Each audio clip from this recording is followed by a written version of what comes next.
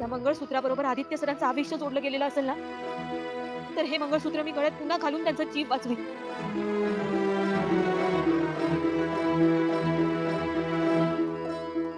जीव वाचवतेस की घात करतेस त्याचा?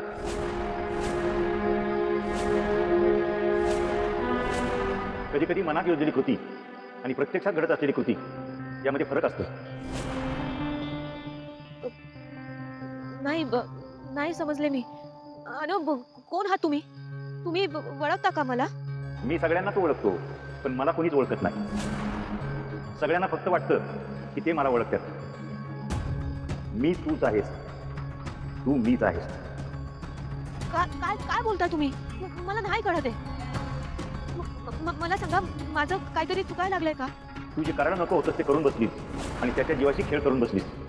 घेतले फेरे 7 जन्मासाठी, बंधन झेपलं नाही तुला एका जन्मासाठी. हे बघा, तुम्ही काय बोलताय ना ते मला खरंच कळत नाही. पण तुम्ही जे काय बी बोलताय ना ते माझ्या मनातलं जाणून बोलताय, एवढंच मला कळतंय. कळतंय पण वळत नाही. काढलाच धागा तू, तोडलंच बंधन तू. का?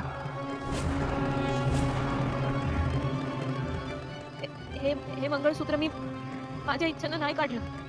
हा खेळ नसतो पोरी. बांधलं तोडलं, तोडलं बांधलं. पात्रातनं बाहेर पडलेलं पाणी गढूळ होतं. पात्रात घेताना शुद्ध केलं पाहिजे.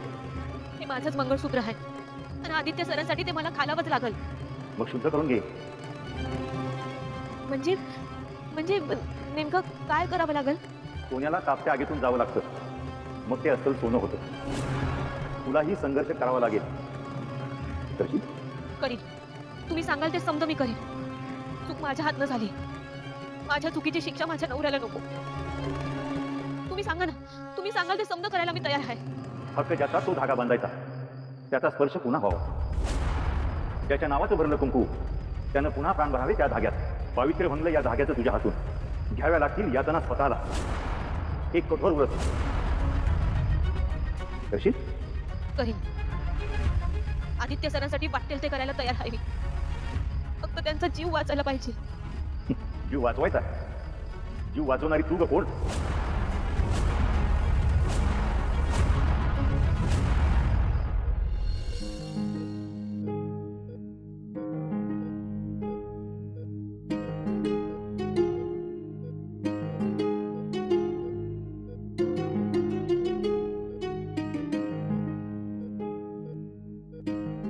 आई होण्याचा आनंद पहिल्यांदा तू दिलास. जन्माला आलास तेव्हा केवढंसं होतास रे. डॉक्टर म्हणाले नाजूक तब्येतीचं आहे. सगळं आठवतंय मला. तू पहिल्यांदा माझं बोट पकडलंस, ते पहिलं पाऊल टाकलंस, तेव्हा तर मला असं वाटलं मीच जग जिंकले. तुझ्या तोंडातून बाहेर पडणारा पहिला शब्द आई, तो क्षण माझ्या आयुष्यातला सगळ्यात सुंदर क्षण होता. मग जसजसा तू मोठा होत गेलास तसतसे वाटेत येणारे छोटे मोठे प्रॉब्लेम त्याच्यावर मात करत गेलास. जे मिळवायचंय ते मिळवत गेलास. आई म्हणून मला समृद्ध करत गेलास. आणि आज निश्चित पडून राहणार आहेस. तुझी आई बोलवतेय तुला. तुझे वडील, भाऊ, आपले हजारो कर्मचारी वाट बघतायत रे तुझी. कुठे आहे आमचा आदित्य? तो त्याचा झोपून राहणार आहे का? मला आत्ताच्या आत्ता माझा मुलगा परत हवाय.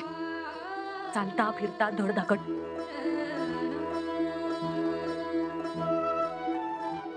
गरज आहे तुझी. ह्या उरलेल्या आयुष्याचा प्रवास तुझ्याशिवाय शक्य नाही बाळा. आणि आम्ही थकलोय ना. विश्रांतीची गरज तर आम्हाला आहे. तुझ्याजवळ तर तुझं अख्खं आयुष्य पडलंय. उठ ना प्लीज प्लीज. तू शांत हो ना. बघ, देव इतका निष्ठुर नक्कीच नाहीये की तो आपल्या आदित्यला आपल्यापासून हिरावून देईल. आपण फक्त सगळं धीरानं घेऊया. ते देवाला यावेळी माझं ऐकावंच लागेल. एका आईच्या प्रार्थनेत खूप ताकद असते श्रीकांत. देवाला या आईची प्रार्थना ऐकावीच लागेल.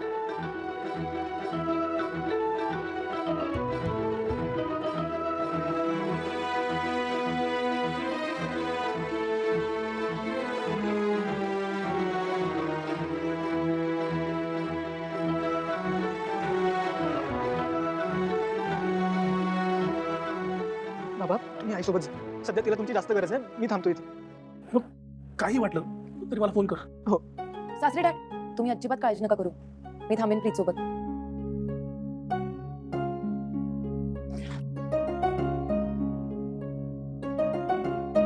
प्रिया मॅम तुम्ही पण जा. नाही प्रीतम सर, मी थांबते इथेच.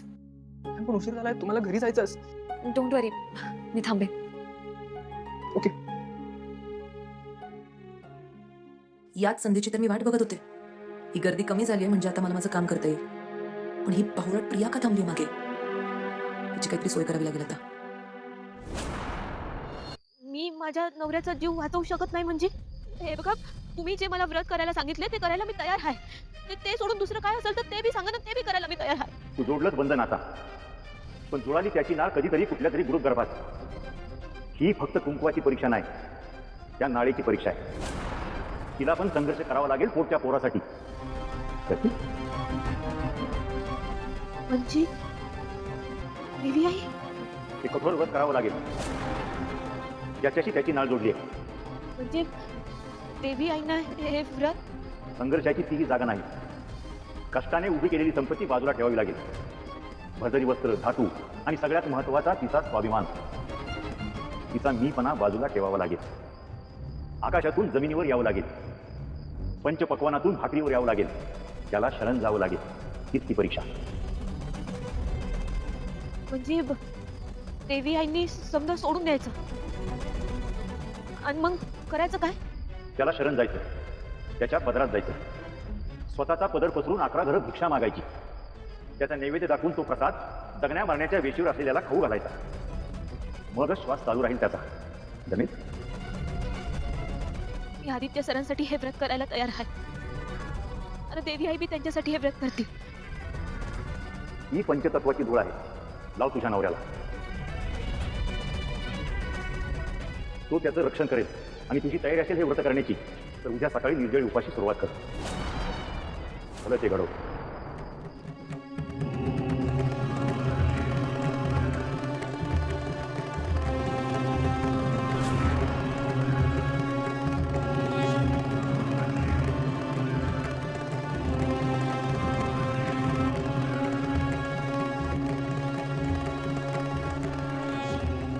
देवी आईना घरोघरी जाऊन भिक्षा मागावी लागणार आहे.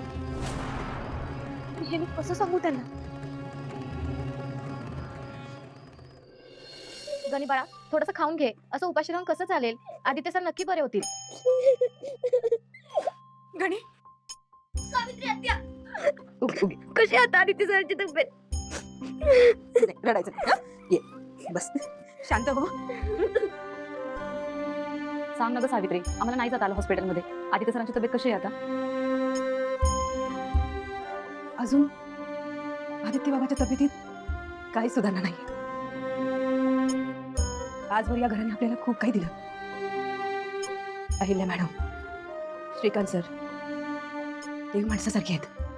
त्यांच्या मुलांनी पण आपल्याला कधी अंतर नाही दिलं. काही मात्या मामा असं म्हणून आपल्या घरात सामावून घेतलं. आदित्य बाबा जन्म मृत्यूची लढाई लढतात. तुमच्या सगळ्यांच्या प्रार्थना त्यांच्या सोबत असू दे. मी पेर बाबांचा आता तरी आदित्य बाबा नक्की बरे होते. होय, मी सुद्धा उपवास करेन. मी सुद्धा महामृत्युंजयाचा जप करेन. होतील. आदित्य बाबा लवकर बरे होतील. नाही रडायचं नाही, हं? बरे होतील ना आदित्य बाबा, बरे होतील. त्या ड्रायव्हरने नीट काम केलं असतं तर मला इथे थांबायची गरजच नसती पडली. इथेच काम फिनिश झालं असतं. ही औषधं मला लागतील अर्जंट. हो आणतो मी. प्रिया मॅम मी आलो. हो.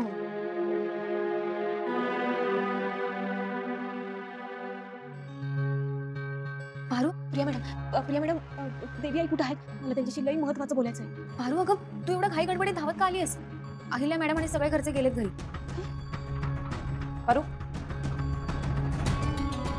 काय सांगायचं तुला सासू मामला? मला सांग, काय इम्पॉर्टंट आहे? दिशा मॅडम, मला एक माणूस भेटला होता. त्यांनी देवी आईंना भिक्षा व्रत करायला सांगितलं आणि देवी आईंनी जर का ते व्रत केलं तरच आदित्य सरांचा जीव वाचल. भिक्षाव्रत म्हणजे? म्हणजे ते व्रत म्हणजे एखाद्या गरीब माणसासारखं 4 घरात फिरायचं, काहीतरी खायला मागायचं आणि मग ते खायला मिळालेलं एक देवाला दाखवायचं आणि मग तो प्रसाद आदित्य सरांना द्यायचा. इव पारू, हे असं 4 घरांमध्ये भिका मागून कधी आजारी माणूस बरा होत असतो का? Are you mad? आणि ऐक ना, हे भिकाऱ्यासारखं वागणं ना तुला सूट होऊ शकतं, पण इथे तू किर्लोस्कर ग्रुप ऑफ कंपनीच्या ओनर बद्दल बोलते, कळतंय का तुला? सासू मम्मी असं काहीतरी फालतूगिरी नाही करणार. चल निघ. करतील ते. एक आई आपल्या मुलासाठी काहीही करू शकते. ए, तोंड बंद ठेव. माझ्यासमोर शानपणा नाही करायचा. पारू, निघ. ए, तुला सासू मम्मीकडे जायचंय ना, इथे कुठे चालली आहेस? जा. निशा मॅडम, त्याआधी अंगारा मला आदित्य सरांना लावणं लई गरजेचं आहे. पारू, तू खरंच मूर्ख आहेस. हे बघ, ही अंगारा बिंगाराची फालतूगिरी ना ती घरी करायची. हे हॉस्पिटल आहे, इथे अशी फालतूगिरी नाही चालणार. निशा मॅडम, आणि हायजीन नावाचा एक प्रकार तुला कसं माहिती असेल म्हणा. निघ इथून. पारू, तू जात लाव आदित्य सरांना अंगारा. मनापासून पूर्ण श्रद्धेने आपण जेव्हा देवाला धाव केली ना, की साधा अंगारा सुद्धा संजीवनीचं काम करतो. पारू, डॉक्टर वगैरे कोणी यायच्या, तू पटकन जाणे लावून ये अंगारा आदित्य सरांना. होय.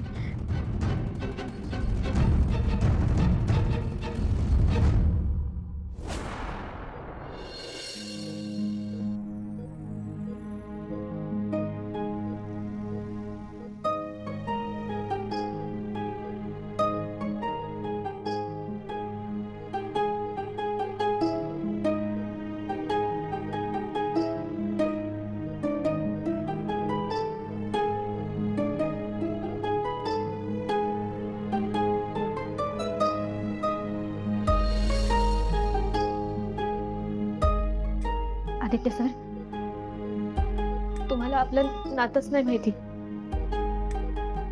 पण यात तुमचा काय बी दोष नाही. हे नातं मला माहित असून तरी मी काय केलं? आदित्य सर, तुम्ही माझ्या गळ्यात मंगळसूत्र बांधलं आणि तेच माझ्या आयुष्याचं कायमचं सत्य झालं. माझ्या लक्षातच नाही आलं की या मंगळसूत्राबरोबर तुम्ही मी माझ्या आयुष्याशी जोडले गेले आहात.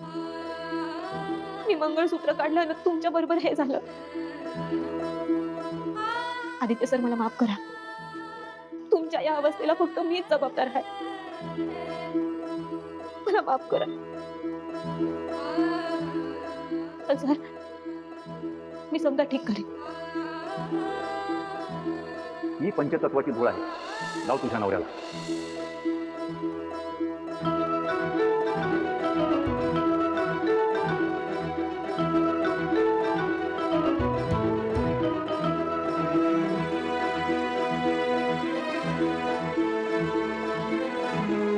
आदित्य सर, मला खात्री आहे माझं अन्न देवी आईंचं व्रत पुरं झाल्यावर तुम्ही नक्की बरे व्हा.